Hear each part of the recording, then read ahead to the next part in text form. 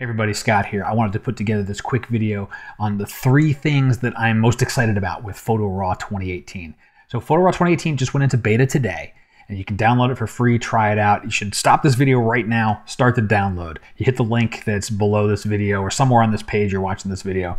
It's going to take you right to the beta. Grab it, have a look at it. It's got some great new features in it. I've got the whole list of all the features that are in it on my website.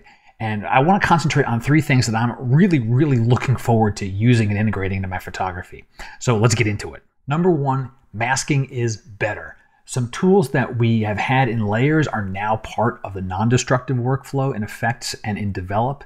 And there's some really great new features for fine-tuning luminosity masks. Let's have a look here. I'm just going to add a dynamic contrast filter to this, and I'm going to invert it, Command-I. I just want to apply it to the green areas here. Grab my brush, perfect brush is on, paint in mode, and I'll just start, brushing through here just to add this contrast into the greens. So the perfect brush is doing what it's always done, right? Keeping our brush inside there. I'll turn on the O key. We can see the mask overlay, right? And so you get into these areas and you finish things off. Well, now if you need to do some fine-tune work, we now have the chisel. And so that chisel tool is right over here in the tool well. And what this thing does is it shaves away a handful of pixels. I like to keep it kind of low, and you can either remove from the mask or add to the mask. And this just kind of shaves off edges. So I just run it around the edge here, and it will tweak a little bit of those pixels away. And the other thing I can do is I can double click on the icon, and it will remove everything. It'll do that whole little adjustment all the way around the edge of my mask. We've also got the blur tool, so now we can blur the edges of the mask, and amount of 30 is pretty healthy. You get down into these smaller numbers, that's going to be like anti-aliasing, almost the subpixel level, so you can soften up the edges of the mask.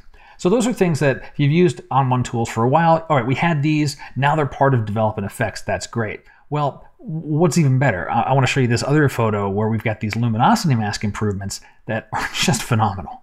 In the processing of this photo, I added a glow to give what I want is a soft feel to the sky and to the ocean. And so one of the ways I would normally accomplish that is I'd add a luminosity mask. Well, I've got a button for it right now. I can add the luminosity mask straight away. And I press the O key. And we see that has been generated for us just like before.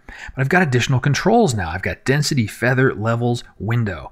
And I can control how strong or how weak that luminosity mask is. And I can do a feather on it. And this is good for any kind of mask, really, where you increase the feather and it just starts softening all the different edges. You can see it right now. I'm looking at the mask, so it looks like it's getting blurry. If I turn it off, we're going to see the glow is just kind of soft and added, smoothly everywhere.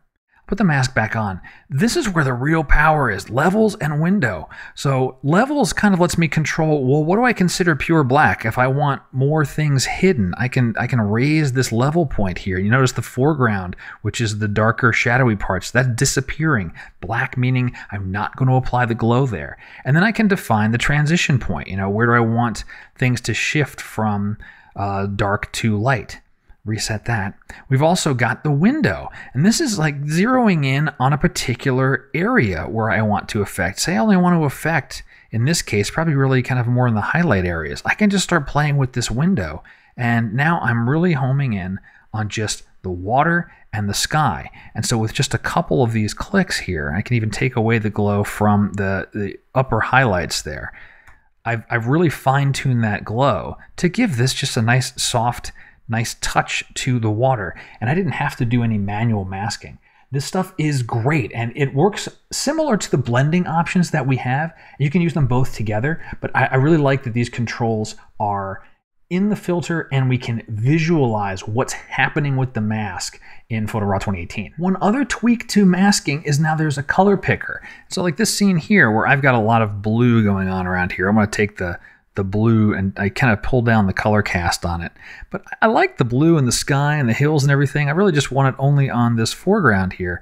Well, now in the masking area, I have a color range, and I can just click on the color range and decide, well, what do I want to be the range? I'm going to press the O key to turn on the mask, and we can start to see, well, what am I considering to be part of that color range? And right around there is exactly what I need for this image. And now this entire affect this tone enhancer, which is cutting down this blue on the curve. It's only going to affect those hills because of the color range that I specified.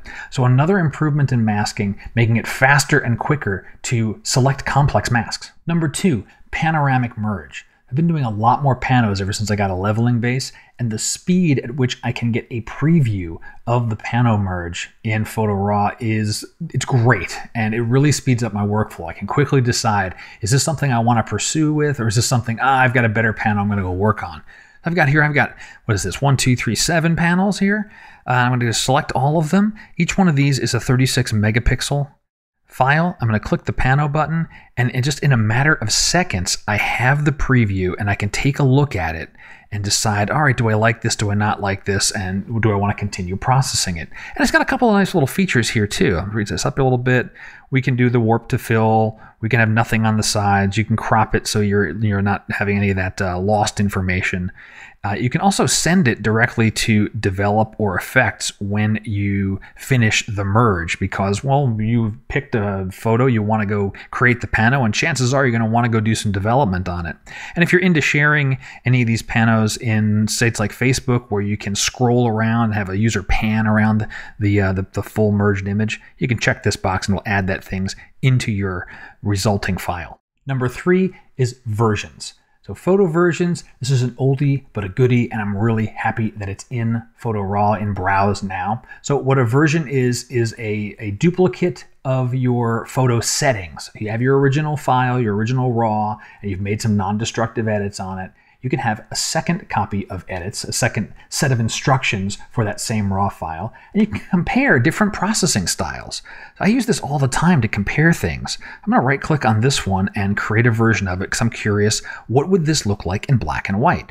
We can see at the very bottom there's a little V1 that tells me this is a version, and there's a badge here that tells me this is a version, not an original RAW file, original photo file. The versioned photo.